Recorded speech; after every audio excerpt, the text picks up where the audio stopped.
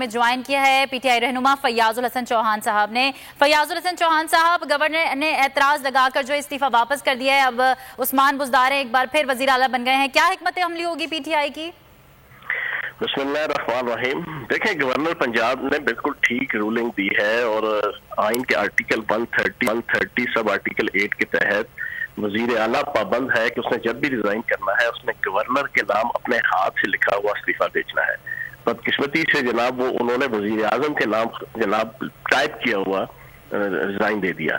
آئین کی یہ روح ہے کہ کسی بھی عہدے پہ بیٹھے ہوئے بندے نے جب ریزائن کرنا ہے تو وہ ہاتھ سے لکھ کے کرنا ہے۔ ہر ریزائن، گورنر، صدر، وزیر اعظم، وزیر اعلیٰ، ایم این اے، ایم پی اے۔ اب ہمارے مرکز کے اندر ہمارے جو ممبران ہیں انہوں نے جو ریزائن دیا ہے اس کو اس بنیاد حکومت جو ہے وہ نہیں ایکسپٹ کر رہی کہ انہوں نے ٹائپ کر کے جناب اپنا ریزائن دیا، حالانکہ سائن ان کے اپنے تھے اور ایگزیکٹ اسپیکر کے نام تھا، لیکن ٹائپ کیا ہوا ہے۔ اب مرکز کے اندر تو آپ یہ فارمولہ اور یہ استدلال مان رہے ہیں اور نیچے آپ کہتے ہیں کہ نہیں اس کو نہ مانو، تو میں یہ سمجھتا ہوں گورنر پنجاب نے بالکل ٹھیک جناب رولنگ دی ہے اور پنجاب حکومت بحال ہے اور وزیر اعلیٰ پنجاب سردار عثمان بزدار ہیں اور فیاض الحسن چوہان وزیر جیل خانہ جات آپ کے ساتھ مخاطب ہیں۔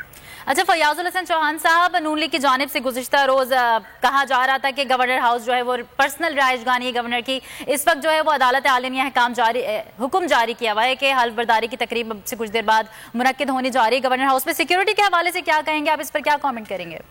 دیکھیں، پہلی بات تو یہ ہے کہ آئین کے مطابق جس کی سر کے اوپر ساری پاکستان نے چلنا ہے اور دنیا کے ممالک اپنے اپنے آئین اور قانون کے مطابق چلتے ہیں، پاکستان کے آئین کے آرٹیکل 69 کے مطابق عدالتوں کو اسمبلیوں کی پروسیڈنگ کرنے کا اور وہ کیس ٹیک اپ کرنے کی اجازت نہیں ہے۔ یہ آئین کہتا ہے، جس طرح آئین یہ کہتا ہے کہ آرٹیکل 68 کہ اسمبلیوں کو رائٹ حاصل نہیں ہے کہ وہ عدالتوں کی پروسیڈنگ، ہائی کورٹ اس کی پروسیڈنگ کے حوالے سے کسی قسم کی کوئی ڈسکشن کریں یا اس معاملے کو ٹیک اپ کریں۔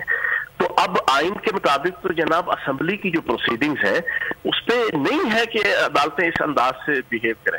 تو میں یہ سمجھتا ہوں کہ اب بالکل کلیئر اب اسٹریٹجی ہے، انہوں نے کہا ہے کہ ووٹ آف نو کانفیڈنس آپ دوبارہ سے نئے سرے سے انیشیٹ کریں اور اس کے مطابق دیکھیں، اور میں تو یہ سمجھتا ہوں کہ نئے سرے سے مطابق اب 6 مہینے تک تو ووٹ آف کانفیڈنس ہو ہی نہیں سکتا۔ نیا ووٹ آف کانفیڈنس کرنے کے لیے 6 مہینے کا کم از کم عرصہ ہوتا ہے۔ تو عثمان بزدار صاحب کی حکومت بحال ہے۔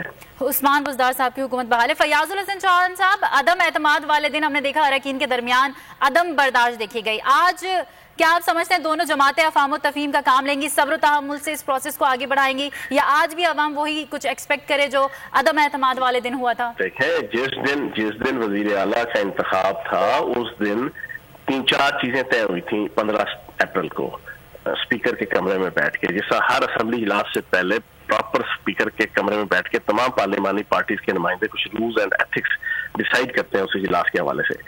اس میں طے ہوا تھا کہ کوئی بھی پارٹی 10 وزٹر سے زیادہ نہیں لے کر آئے گی۔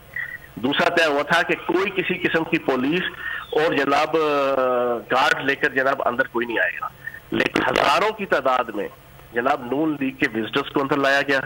پھر اس کے بعد آپ کے جو دوست محمد مزاری صاحب تھے وہ اپنے ذاتی گارڈ اور پولیس یونیفارم میں لے کے اسمبلی ہال کے اندر داخل ہوئے، جس کی وجہ سے یہ ساری پھر لڑائی جھگڑا، پھر اس کے بعد دنگا فساد، پھر اس کے بعد پولیس فورس اندر داخل، جس کی وجہ سے تمام لڑائی جھگڑا ہوا۔ بہت شکریہ فیاض الحسن چوہان صاحب بول نیوز کو وقت دینے کے لیے۔ سبسکرائب کریں اور بیل دبائیں تاکہ کوئی خبر رہ نہ جائے۔